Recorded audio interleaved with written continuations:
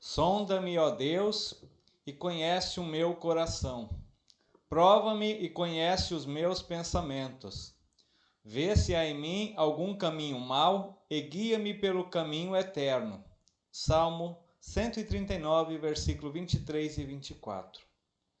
Estimados, onde quer que o Senhor Deus coloque seus filhos, ali também o diabo semeará os filhos da maldade.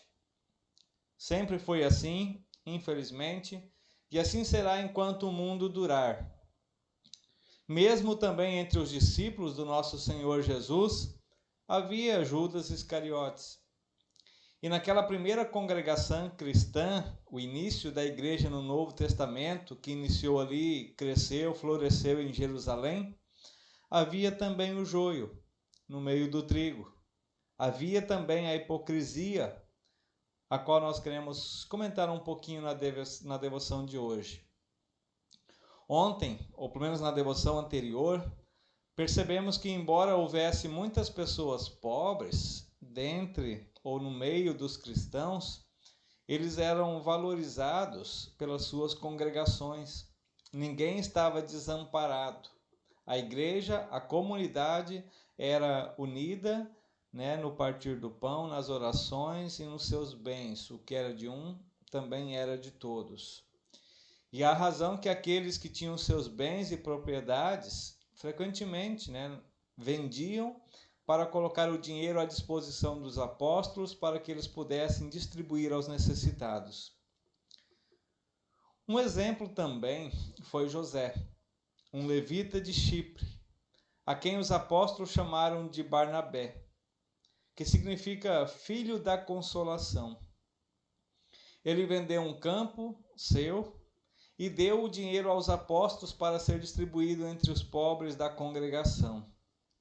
Ali na congregação de Jerusalém, havia um casal chamado Ananias e Safira, que talvez por terem visto o presente de José, foram levados a fazer algo semelhante, mas os motivos, infelizmente, eram falsos. Eles venderam uma propriedade e Ananias, com o conhecimento da sua esposa, ele e ela, eles ficaram com parte do dinheiro para si. Trouxe o restante para os apóstolos, dando a impressão de que o dinheiro era tudo o que ele havia recebido na venda. Então Pedro disse: Ananias, por que Satanás encheu seu coração para mentir ao Espírito Santo e subtrair o preço do campo, segurando você o que não era seu? E uma vez vendido, não estava sob sua autoridade? Por que você decidiu fazer isso? Você não mentiu aos homens, mas você mentiu para Deus. Então Ananias, ouvindo essas palavras, ele caiu e morreu. E houve um grande temor a todos os que ouviram a respeito disso. Então os jovens que ali estavam envolveram o corpo dele e o levou para sepultá-lo. E tirando esse corpo ali da casa, então sepultaram e enterraram. Após um intervalo de mais ou menos 3 horas, a esposa de Ananias, a Safira, por acaso, sem saber o que havia acontecido, ela entrou na casa. Pedro também lhe perguntou: Safira, diga-me, você vendeu o campo? Ela disse sim. Entretanto, Pedro lhe disse: por que concordaste em tentar colocar o Espírito Santo à prova? Eis que os pés dos que sepultaram o teu marido estão à porta e vão carregá-la para fora. Ela também, Safira, imediatamente caiu e morreu. Quando os rapazes entraram, encontraram ela morta. Eles também atiraram o corpo dela e enterraram-a ao lado do seu marido. E um grande medo apoderou-se de toda a igreja e de todos os que ouviram essas coisas. Isso está lá registrado no livro de Atos, capítulo 5, 1 ao 11. O Senhor não fez um julgamento tão impressionante e imediato sobre os hipócritas da igreja antiga, muito menos o faz hoje. Deus, Ele sempre, aos nossos olhos, Ele atrasa o seu julgamento até o dia da ira, quando Jesus vier.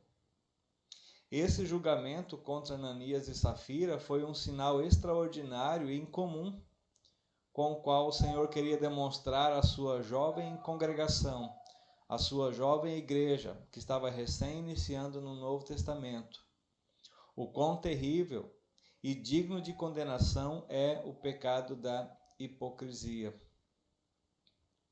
Tendo em vista a natureza perversa do nosso coração humano, temos certeza que não temos a possibilidade de cair neste pecado? Se Deus não nos protegesse, se Deus não nos perdoasse e nos limpasse com as suas próprias mãos, logo nós também poderíamos perder a fé, também cair na hipocrisia, na falsidade, perder a genuína fé e a vida cristã.